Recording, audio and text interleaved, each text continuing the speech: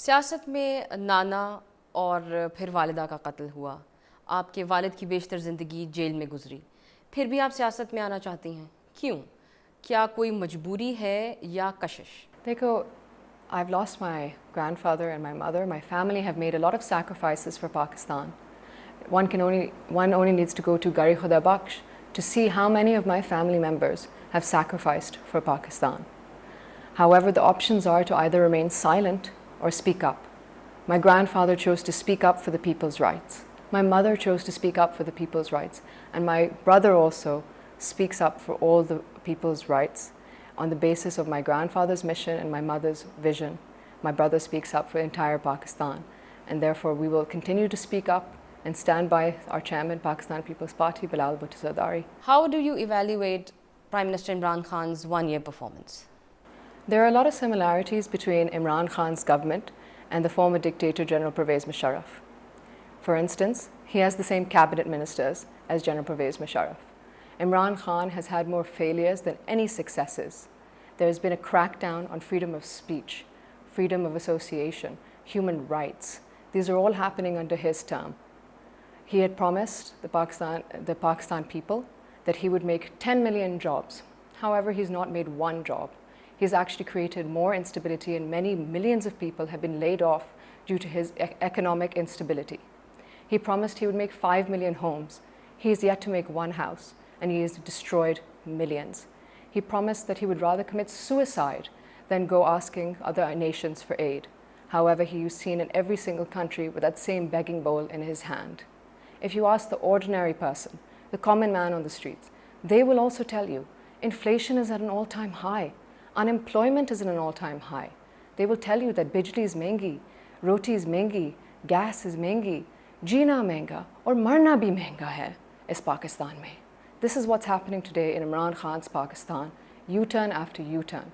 If you compare this with the Pakistan People's Party's government, despite a world recession, despite a war on terrorism, despite 2 natural disasters, the Pakistan People's Party was able to create 6 million jobs.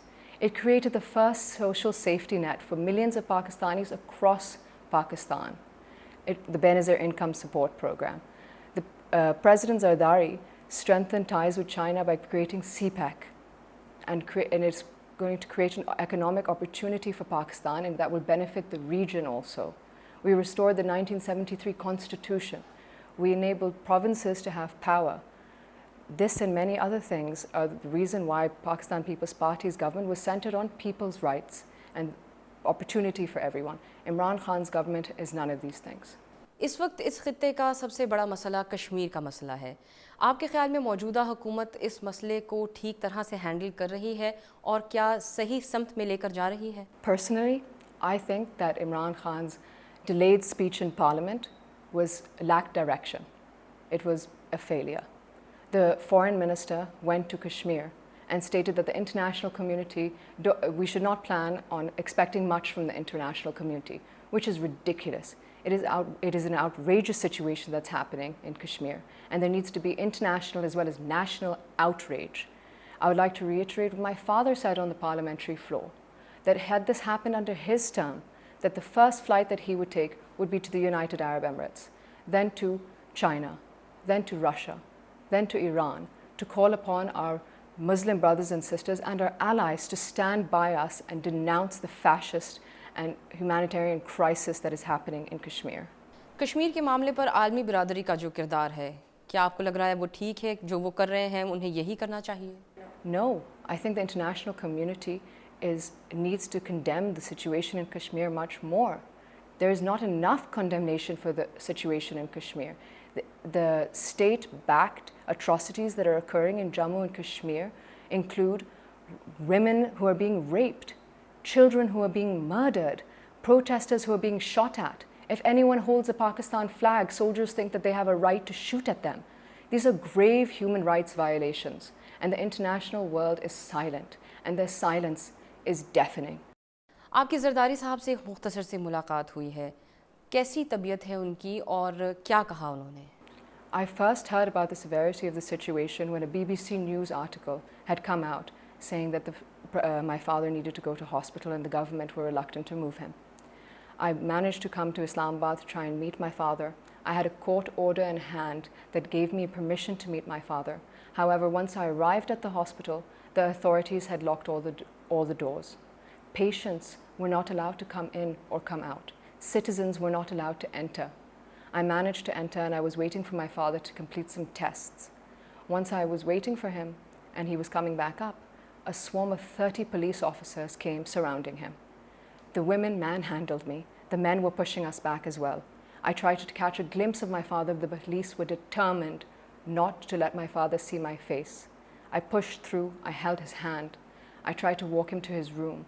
However, the women police were still pulling me back and physically trying to restrain me to not let me bring my father to his hospital room. I spoke to his doctors and they stated that they were very concerned as 3 of his arteries are blocked. He's not only a sugar patient, but due to his last 11.5 years of incarceration, and when he was being tortured, he had severe back problems and spinal issues that have been reoccurring in this present condition. They were under the impression that further tests needed to be conducted and further treatment needed to continue in the hospital. However, later on that day, I found out via the media that they had shifted my father back to jail, clearly without the doctor's permission. The doctors were being pressurized before and the government clearly succeeded in pressurizing them to shift my father back to jail. So you're not satisfied with the I'm treatment? absolutely not satisfied with the treatment. My father needs to be in hospital under doctor's observations until they say he is fit enough to go back to jail. साबिक सदर आसिफ अली जरदारी की गिरफ्तारी से कबल और बाद में भी आपकी जमात ये कहती रही है कि हम किसी से कोई डील नहीं करेंगे। आखिर ये डील, ये सौदेबाजी कौन आपसे करना चाहता है और क्या डील करना चाहता है? देखो, the current government keeps saying that they're not interested in giving an NRO. They won't give an NRO. Our response is, who's asking for an NRO?